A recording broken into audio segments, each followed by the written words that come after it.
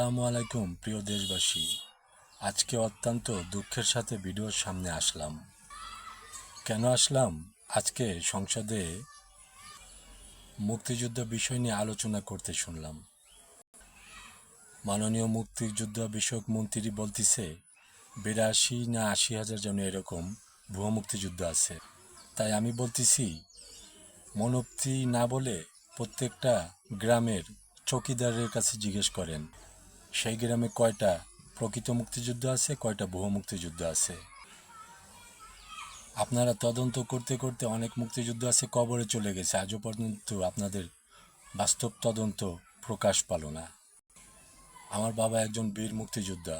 সম্মানী ভাতা যতদিন থেকে চালু হয়েছে ততদিন থেকে সে সম্মানী ভাতা থেকে বঞ্চিত। অথচ তারা জীবন বাজি রেখেছিল বলেই আজকে আপনারা ওই চেয়ারে গিয়ে বসেছেন সংসদের। কারণ দেশের মানুষ এবং সেই মানুষের সঙ্গে সংসদ ভবনের চেয়ারগুলো তারা সংরক্ষণ করেছে জীবন বাজি রেখে। আর সেই চেয়ারে বসে আজকে তাদের হক থেকে তাদেরকে বঞ্চিত রেখেছেন। লজ্জাদায়ক, এটা খুবই লজ্জাজনক। পূর্বে যারা মুক্তিযোদ্ধাদেরকে রাষ্ট্রীয় মর্যাদা থেকে বঞ্চিত রেখেছিল আর ভুয়া মুক্তিযুদ্ধ হতে সাহায্য করেছিল, তারা কিন্তু দেশ থেকে হারিয়ে গেছে। শুধু প্রকৃত মুক্তিযোদ্ধাদের সঙ্গে বেইমানি করেছে বলে তারা কিন্তু রাষ্ট্রীয় ক্ষমতা থেকে চিরতরে বিদায় নিয়েছে। আর এখন আপনাদের কাছে শুনি ভুয়া মুক্তিযুদ্ধের তালিকা বের করেন। বঞ্চিত হয়ে আছে কতজন, তাদের কথা একবারও বলেন না।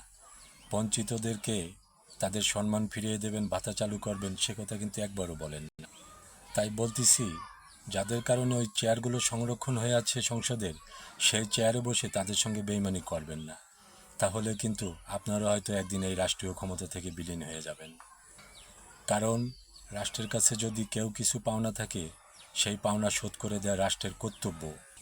আর সেই কর্তব্য পালন করার জন্য আপনারা ওই রাষ্ট্রের চেয়ারে বসেই, রাষ্ট্রীয় সংসদের চেয়ারে বসেই অনেক এমপি মন্ত্রী বিড়ালের গলায় সিংহর মালা দিয়েছে আর সিংহকে বিড়াল বানিয়ে রেখেছে। অর্থাৎ ভুয়া মুক্তিযুদ্ধ বানিয়েছে আর প্রকৃত মুক্তিযুদ্ধকে সম্মানী ভাতা থেকে বঞ্চিত রেখেছে।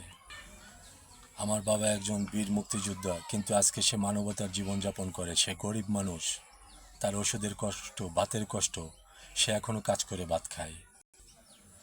আমি দেশবাসীকে চ্যালেঞ্জ করতে পারি, আমার অঞ্চলে আমি 10টা ভুয়া মুক্তিযুদ্ধ দেখাতে পারবো। তাই এই ভুয়া মুক্তিযুদ্ধকে বাদ দেন আর প্রকৃত মুক্তিযুদ্ধকে আজই এখন গেজেটভুক্ত করেন। কারণ তারা বৃদ্ধ হয়ে গেছে, তারা কখন জানি মরে যায়। তারা শেষ বয়সে ভাতের কষ্ট, ওষুধের কষ্ট করে যদি হাইসারে আল্লাহর দরবারে, তাহলে আপনারাও কিন্তু এই রাষ্ট্র ক্ষমতা থেকে বিলীন হয়ে যাবেন।